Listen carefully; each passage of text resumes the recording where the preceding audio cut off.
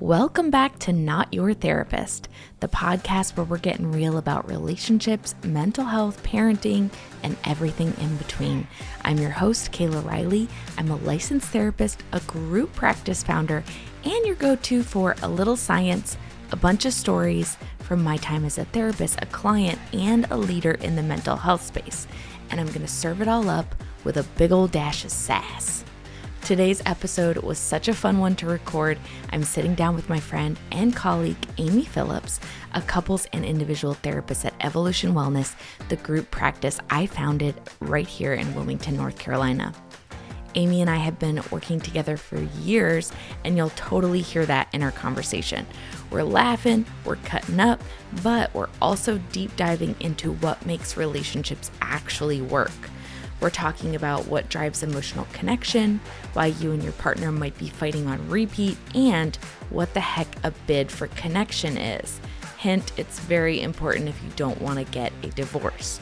So this one's got humor, it's got heart, and some seriously helpful takeaways for anyone wanting to build a stronger relationship. I loved recording it, and I think you're going to love listening. Let's dive in.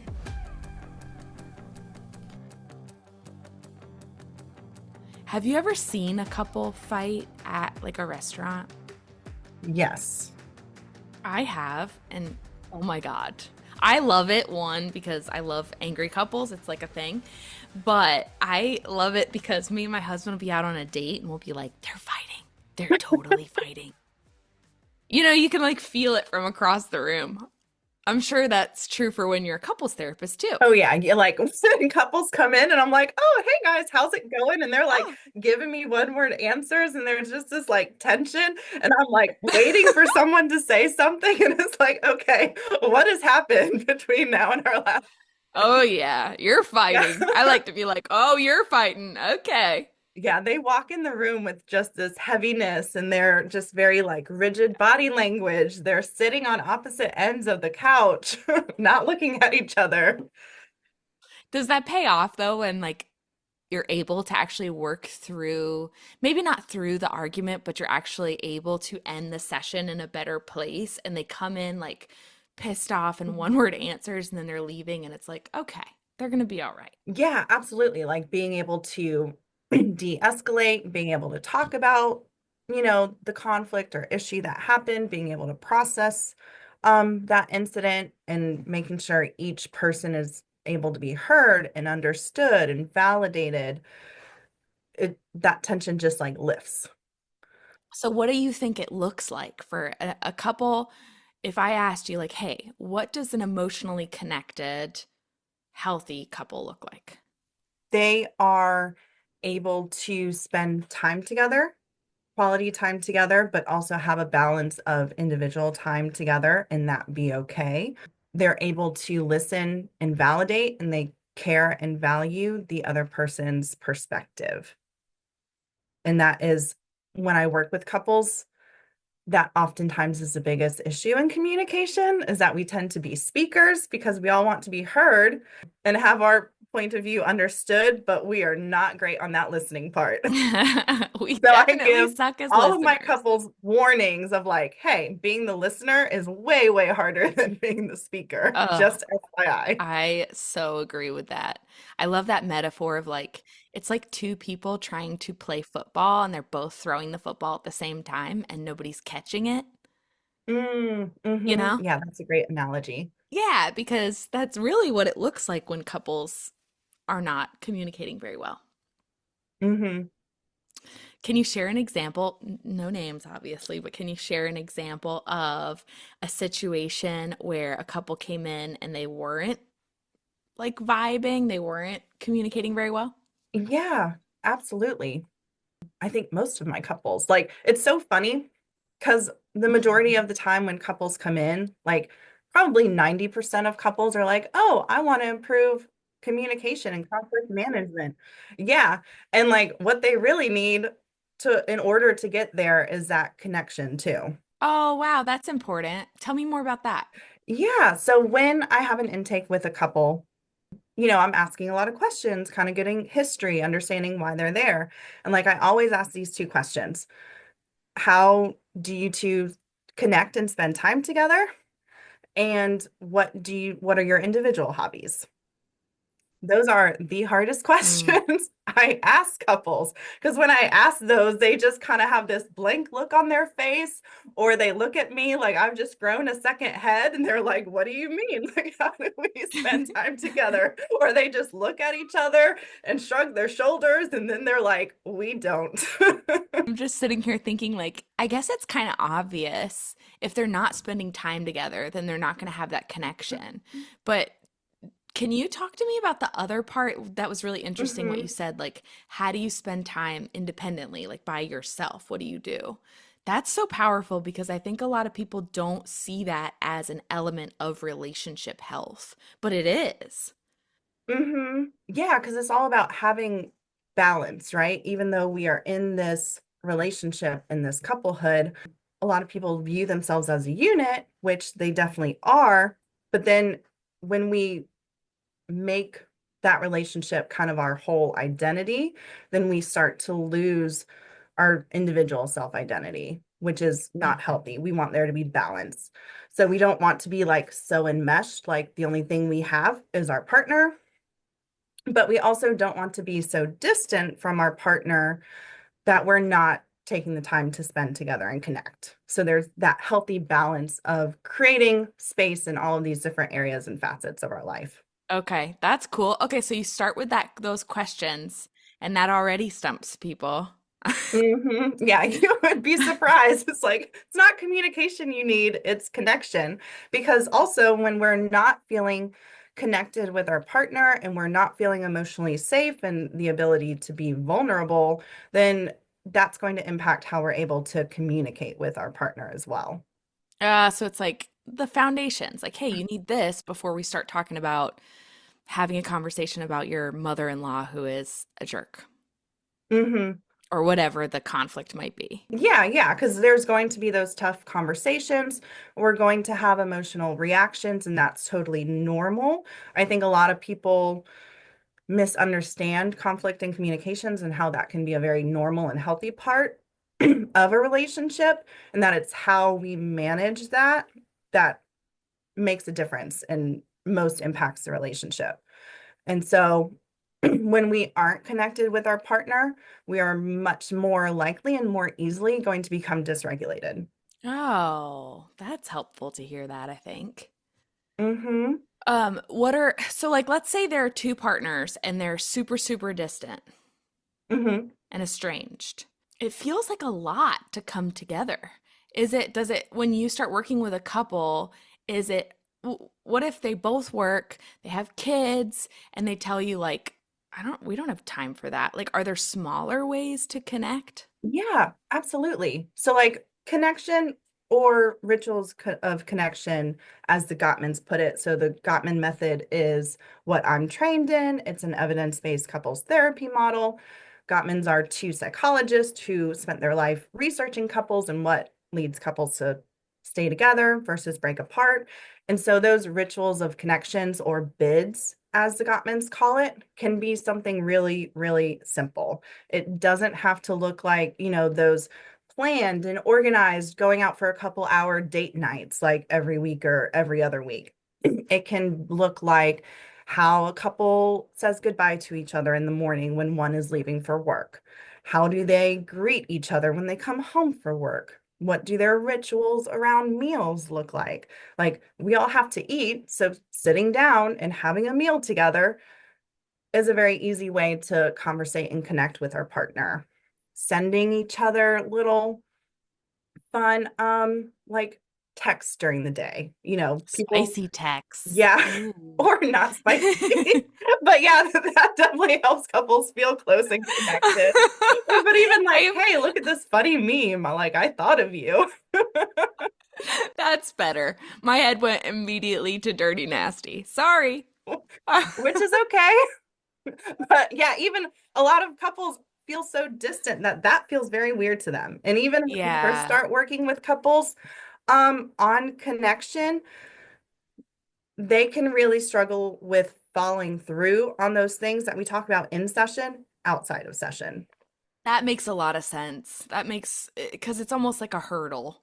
Like, especially if Yeah, I guess if you're having like some serious disagreements like that involve your values, like, hey, I don't want to spend every Christmas with your parents. I want to create our own rituals and our own, you know, and maybe the other partner really wants to spend every holiday with the in-laws. And if that's like a gridlocked conflict, it's going to be really hard to think about kissing my husband on his way out to work every morning. Hmm. Yeah, or vice versa. Like if it's Right. really tough for two partners to spend time together in those simple and small ways, then what's going to make you want to listen and understand or Oh, yeah. communicate respectfully with this person? Because you're not. Yeah, you're right. It's like a machine. It all kind of impacts each other. Hmm. Do you always start with the like connection stuff first, or do you start with the conflict stuff? Like, where do you go as a couples therapist? Typically, the connection stuff first. So, after the assessment portion with couples, I go over with them the sound relationship house model, which is kind of like the foundation of the Gottman method. And I explain each of those levels, which the first three levels of this house is all about connection and friendship foundation in the relationship. And that communication and conflict management is like level number five. So we have a I mean, it conversation. makes sense, right? Like when you got together, you didn't start talking about big issues in the first place. Yeah, absolutely. So we have that conversation of like why connection is so important and how this helps us be able to communicate with one another better. And then I ask for feedback from couples. It's like, okay, what do you think, you're doing well on with these levels? And where do you think you want to focus on and improve? And Kayla, I've literally had couples be like, we need to start from square one. Or we're in the basement, Amy. We're not even at ground We're in the level. fucking sub basement. We're in the. If we were in the CIA, Amy, we'd be in level negative Yeah. sub-zero 20. That's funny. So I think, Well, you have to say for those couples, at least they have good awareness. yeah, yeah. And explaining it to them in that way, I think helps them understand and helps get them to become more invested in prioritizing that connection with their partner. When my husband and I have gone to couples therapy, I think something that has kept us before from going or from wanting to go, and you have this like resistance you feel, is that it feels so big. It feels so big sometimes. Like we had at one point earlier in our marriage, we had so much we disagreed on, and we had such a hard time like finding compromise on a lot of our different values. Like we're night and day when it comes to certain topics, politics, religion, family. Like we are just totally on the opposite end of the spectrum. But I love that what you're saying is a couples therapist, if they're a good one, will kind of walk you through that, like, hey, this is how relationships are built. This is how we heal relationships. Let's start here. Hmm. So it's like Yeah. not up to the couple, it's up to the therapist to say, like, we don't have to tackle all this all at one time. Hmm. Yeah. Because if we try to jump straight into that communication and conflict management, especially when there are those like big issue topics that the couple is struggling with, if they don't have that connection and that friendship foundation, like sometimes that can do more harm than good. That makes a lot of sense. Well, and I think too, it's funny because I can see both directions leading to more of like a friendship or a roommates kind of vibe. Like either if we're too close and the mystery's gone and the desire's gone, and I know everything about you and I'm with you all the freaking time, that's gonna feel like a best friend, not a lover. And then the opposite, that's kind of like obvious, right? If you and I are leading totally separate lives and we're never connecting, that can totally contribute to a roommate vibe. Yeah, absolutely. And I see couples where that like being two together is an issue. I see that in a lot with couples who both work from home. Mm, Because if they both work from home, they're always in the I home feel together. attacked, Amy. You do what? I feel attacked. Oh, I'm sorry. Am I calling you out, I'm just Kayla? messing. I mean, that's us, but go ahead. Go ahead. Yeah. But yeah, but sometimes couples can feel like because they are around each other all the time and they have that close proximity to each other, that, oh, I spend all day with this person. But just because you have that proximity doesn't necessarily mean you're connecting with that person either. Ooh, good point. And so I think couples can fall into that pitfall when they do have a schedule like that. But, if you're not conversating, you're not spending quality time together, then there isn't that connection there, even if you two are at the house all day. Don't you think that's true for like the TV trap? Because like I remember seeing a lot of couples and it was like, yeah, sure, we hang out at night. Like, right? Like we get off work, we eat dinner, and then we watch our favorite series. And it's like, Yeah. okay, well, I mean, that's that has not, a time and a place, but if that's the majority of how you yeah. spend time with your partner, then that's not great. Because you're going into that autopilot, you're like half watching this TV, half in your phone. And again, just not really connecting on a deeper level with your partner by doing that. hmm One thing that I like to recommend to all of my couples, especially when we first start off, and couples are on board of like, yeah, we need to work on connection. There's so many resources out there that help couples with connection, whether it's decks of cards with certain like icebreaker questions, or I have a whole list of different apps that couples can download on their phone and connect through the app. And with like the base free version of this app, they get like one question a day that they can both answer. Oh, that's rad. I love that. Yeah, it's super, super fun. Like, because we stop asking our partner those types of fun questions. Like when we are communicating, we're talking about the stressors, we're talking about the schedules, we're talking about So household true. chores. And so that doesn't leave a whole lot of room for just those fun, lighthearted conversations. And so I love icebreaker questions. It's like, do I know what my partner's biggest fashion faux pas was when they were growing up? No. That's a Do good I want one. to know that about my partner? Absolutely. Yes. Tell Yes, I me. do. Yeah. And so there's just all sorts of fun apps. I had a client, I was telling them about this, and they were like, oh, yeah, like we've done something like this before. And it was an app, it's called Someone. And it's kind of like a Tamagotchi or like one of those giga pets that like you take care of. You have this like egg, and as you answer these questions, like you're carrying and nurturing this egg, and it hatches into like this bird that you and your partner are taking care of. Oh my God, I love that. It's adorable. And It's then such a throwback to the yes, 90s. and then it was so funny. This client was telling me about this app, and suddenly her eyes got really big and wide, and she looks at her partner and she goes, "Our bird is probably dead." Which like, yeah, because they had neglected that bird. And it was a very funny moment. We had a good laugh, but also like how symbolic is that? Because like that bird is your relationship. And if you're not taking time to nurture your relationship or to care for your relationship, to connect in your relationship, then odds are your relationship is not going to survive. Oh my gosh, yes. And I love that metaphor. Gosh, that's good.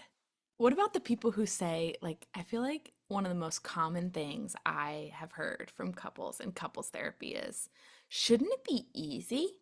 Like, this sounds like a lot of work. If we were meant to be together, shouldn't it feel easy? Yeah, I get that too. Or like I've had couples ask like, is it normal for couples to fight this much? Yeah, And it's like, yes. 100%. hmm And I think we put a lot of pressure on our relationships now than we ever did in the past. Like, in the past, there weren't like cell phones and emails and working from hmm home. And I don't know, it just feels like we expect our partners to be our best friends, our co parent, a lot of times our co worker if we're working in the same space or in the same, job or whatever, co house manager, bestie, and lover all in one. And it's like, that's a lot hmm of pressure to put on one human being. Yeah. And I think a lot of couples can struggle with like accepting the fact that our partner is not going to be able to meet all of our wants and needs. Nor should they have to. Yeah. And just like we're not going to be able to meet all of our partner's wants and needs, and that's okay. I think that's a big relief. Mm-hmm. I think some people could feel threatened by that, but I think a better way to reframe it is what a relief. Mm-hmm. Like you're your own person, get your own hobbies, get your own buds, get your own friends. Yeah. And that's going to make you feel more fulfilled in your life, which is going to make me desire you more and be more attracted to you. Mm-hmm. Yeah, absolutely. What about small grudges that turn into like big, huge iron walls? With couples that I see, they're either one of which way. They're either that couple who fights and have really escalated fights, or they are that couple that don't fight and tend to be very conflict avoidant. And I think that is the more dangerous couple Mm, because at least the couple that's fighting, at least they're communicating in some way, shape, or form. the passion's there, it's just in the wrong. Yeah. Yeah. And so, like that couple who's avoidant of that conflict, they don't know how to be able to address things with their partner. And when we aren't able to address those things don't just magically go away, like they keep on happening.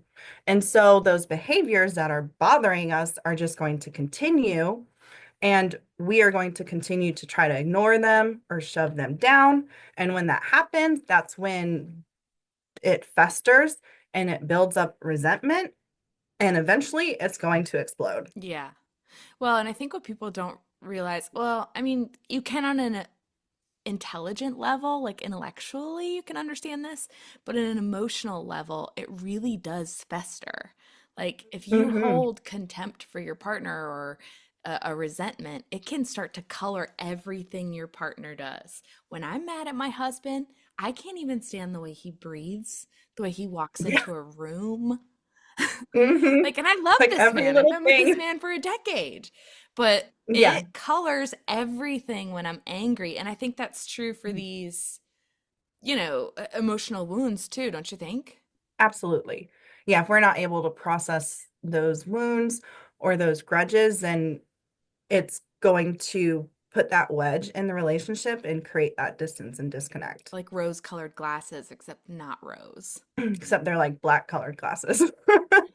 Doo-doo brown colored glasses in marriage. I think this is pretty common, right? Like one or the other partner just doesn't feel comfortable with opening up. Or even like maybe it's something one partner did, or maybe it's from childhood where they're just not an emotional talker. I see this a lot in men, right? Like, Hmm. I'm not just going to open up and talk to you about my feelings. That's weird Yeah. to them. Hmm. Yeah. And oftentimes they're either with another avoidant conflict person. So again, they're not talking, or it's that avoidant conflict person with someone who loves to talk everything to death, or they can get very like passionate and escalated, and then they just kind of bulldoze their partner. 100% the pursuer distancer. Hmm. Like, I need to take a break. No, we need to talk about this now. Hmm.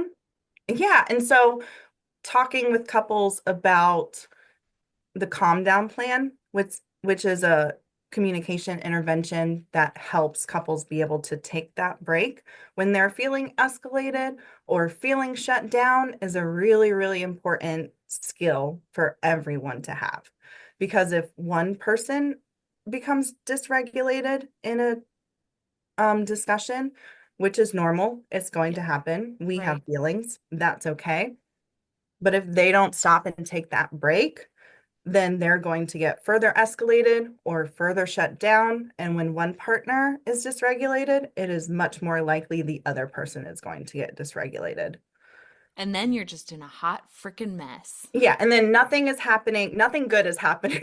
No. Like that's when those four horsemen come up. So like the Gottmans identify these like communication blunders that we want to avoid. So criticism, defensiveness, contempt, and stonewalling. And like if any of those are popping up in a discussion or conversation, someone's either on their way to becoming dysregulated or are already dysregulated. And when we are dysregulated, we are not in the headspace to be able to listen and understand our partner or to be able to use those skills that help partners with communication. Right. Yeah. Like your brain isn't online anymore. Maybe shut up and stop Hmm. digging yourself a hole. I'm bad for that. Like if I'm dysregulated, I'm going to say some hurtful shit and then I'm going to Yeah. feel guilty later.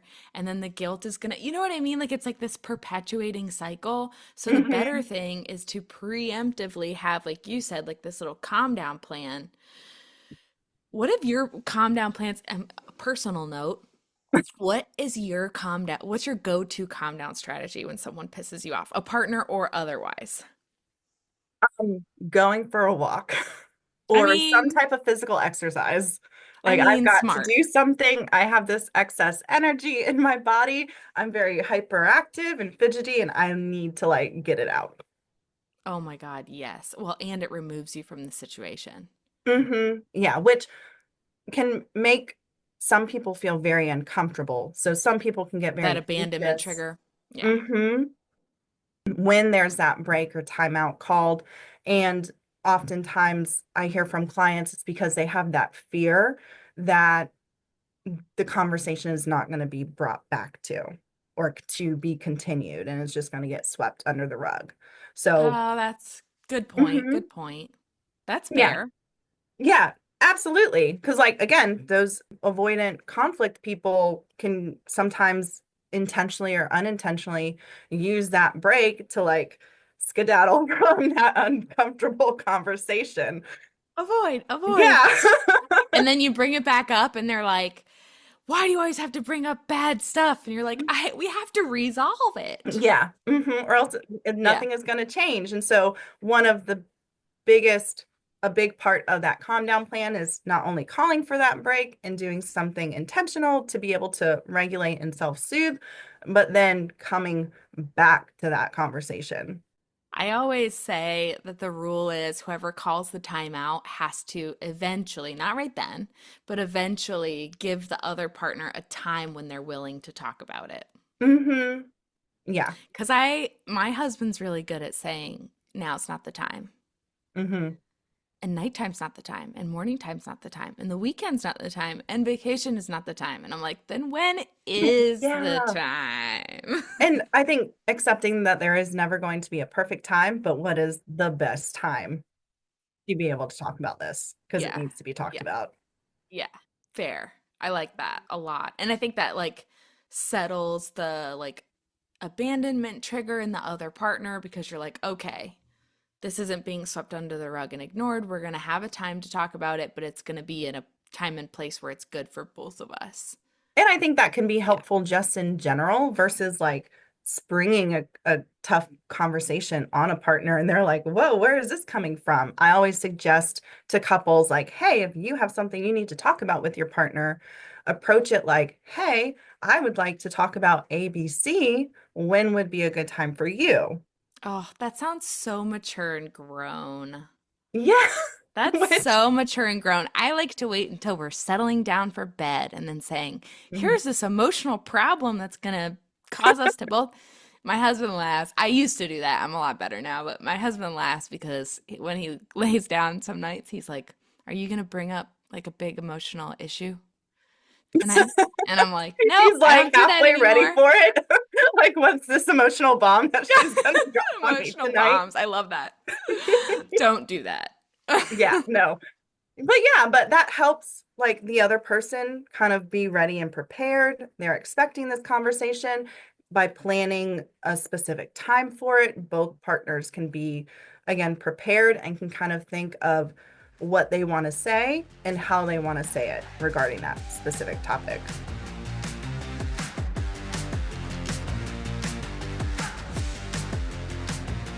Or I'll have couples, they're like, Amy, we fight like every day. And I'm like, well, what are you fighting about? They're like, I don't even remember what the fight was about. Various things, how loud he Big crunches fight. his chips and why she doesn't put her coffee cup in the freaking dishwasher. It's so funny because it's like these are all the things you're fighting about, but what are you really fighting about? Can you Mhm. drop down into a space of like, and I think that's the work, right? Like dropping down and being Mhm. like, okay, I'm fighting because I don't feel valued or I feel criticized or whatever it might be. But I feel like there's, do you remember what it was for that couple? Like, what were they really fighting about? I think so with this couple, the wife was one of those people who would be described as sensitive or emotional. So she had very intense emotions, would cry very easily. The husband, on the other hand, was a very like logical thinker and really struggles with relating or understanding her emotions. So that was their big disconnect. Like Mm. if wife would come up with a problem, he would kind of unintentionally invalidate or dismiss her emotions about this problem. So she was feeling unheard. He would get really defensive and things would just escalate. Isn't it funny too how we always attract that partner that's gonna push on the place where we are needing to heal? Always. Like, always. Hmm. Yeah, I call that concept. I learned it from another podcast I listened to, and the speaker called it like broken toes. How Mm. we all have broken toes from events from our past that we carry with us, these like inner wounds, and our partner is inevitably going to step on those broken toes. I like Harville Hendrix. He wrote Getting the Love You Want and he developed imago therapy, which I love. Hmm. His quote that stands out to me is intimacy is a trauma trigger. Hmm. And I think that's so profound. Intimacy is a trauma trigger because the closer we get to someone, the more we reveal all of ourselves. And Hmm. guess what we don't reveal to most of the outside world? Our crap. Yeah. And we Hmm. so lovingly save that for the most important person in our lives, the person who is living life next to us, like alongside us. Yeah, absolutely. And funny you mentioned Imago. So I actually did the parent-child dialogue with this couple. And it's so beautiful to see. Like those moments really make me proud of my clients when they're able to use those skills, when they're able to be vulnerable, and especially with an intervention like that, how it's much more abstract, and some people Wow. can really struggle with interventions Yeah. like that, Yeah. or like Gestalt's empty chair, Yeah. and they did it beautifully. And Wow. even that couple recently, we had a meeting and they were like, yeah, we had this fight, but we used the skills and we handled it well. We don't feel the need to talk about it. Holla. I know, like, but that What? is like the epitome of progress Oh when my couples gosh, it are really able is. to acknowledge, like, hey, this happened and we handled it. If this were to happen 6 months ago, it would not have had the same outcome. Nope. That's wow. You're a Hmm. badass couples healer. That's what you Yeah, are. they did great. And, it's not all on the therapist. Like, I'm there to teach them these skills, but I tell Totally. my couples, like, if you're not actively or intentionally using these skills outside of session, then there is not going to be progress. Oh my That's, gosh. I think that's so mhm, important that you just said that. It really is. And even with individual counseling as well. Whether you're going to couples therapy or individual therapy, it's you that's got to do the work, boo. mhm. It's not the You can, therapist living with you. It's you living yeah, with you. yeah, yeah. Or like our therapy sessions are, an hour once a week, maybe every other week. Like that is such a minute time frame in the bigger scheme of things. Like you're not going to be able to make significant progress in that short amount of time. Yeah. When Yeah. And I clients have like that looking at conversation. the therapist trying to like explain themselves and get validation, and I would like look at them and be like, I'm not sleeping next to you at night. You need to tell that to that person right there. That's the person that, it's funny because it's easy to get caught up in fighting and arguing and being upset or growing distant or whatever with your partner, Hmm. especially long-term partnerships. However, there is a humongous gift having someone say to you, your ins, your outs, you're ugly, you're pretty, all of this, I want to do it with you. Mm-hmm. I think people like lose sight of that long-term relationships, there's a lot of benefit in them and it's worth fighting for.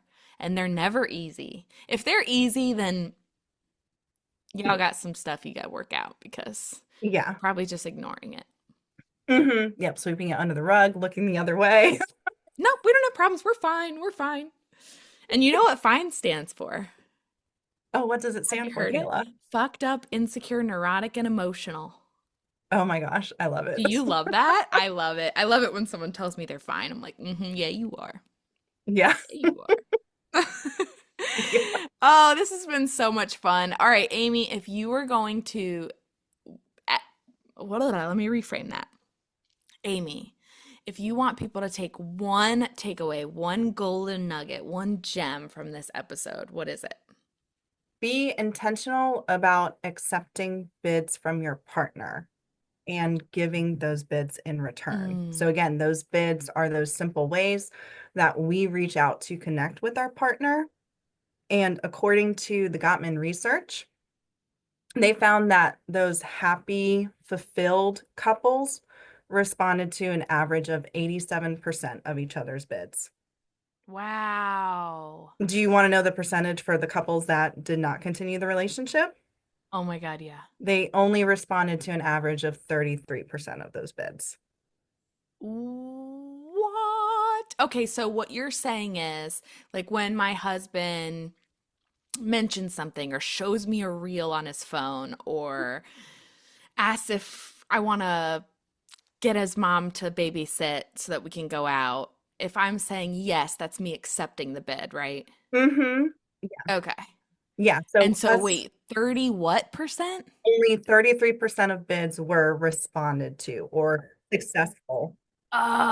So when you're turning your partner down for sex, when you're not holding their hand, and you're like, ew, you're Mm-hmm. sweaty, like those are Mm-hmm. rejecting Yeah. So bids, those are right? those unsuccessful bids. And so I explain to my couples, like, imagine every relationship has an emotional bank account. And whenever there's one of those successful Mm. bids, a coin is dropped into that bank account. Oh, Whenever I there's love an that. Yeah. unsuccessful bid, a coin is taken out. So if there's more unsuccessful bids than successful bids, that emotional bank account is going to be in the negative, which means there's going to be more distance and disconnection in that relationship, which, as we talked about earlier, leads to breakdown in all these other areas of the relationship. So good. I'm sitting here thinking like, one, I need to pay attention more to Mhm. how my husband makes bids for connection because I think sometimes it's sneaky. So I have to pay Oh, yeah. attention. And then two, the other thing that's popping up for me is, do I even make bids for connection anymore?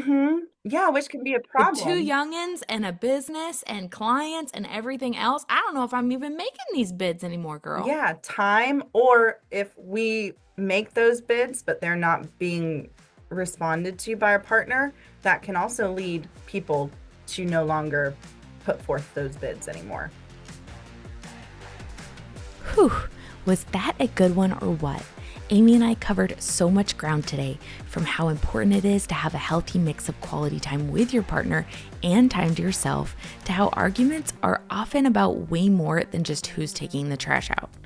We talked about how a lack of connection can turn little things into big blowout fights, and how making and responding to bids for connection is one of the simplest yet most powerful ways to strengthen your relationship. And remember that you don't have to overhaul everything overnight. Start small. Rome wasn't built in a day, and neither is emotional intimacy. If you loved Amy's vibe and you're a North Carolina resident, you can work with her in person or via telehealth through our practice, Evolution Wellness. Just head over to evolutionwellnessnc.com to get started. And if you're ready to do some deeper work with yours truly, I take a limited number of one-on-one clients.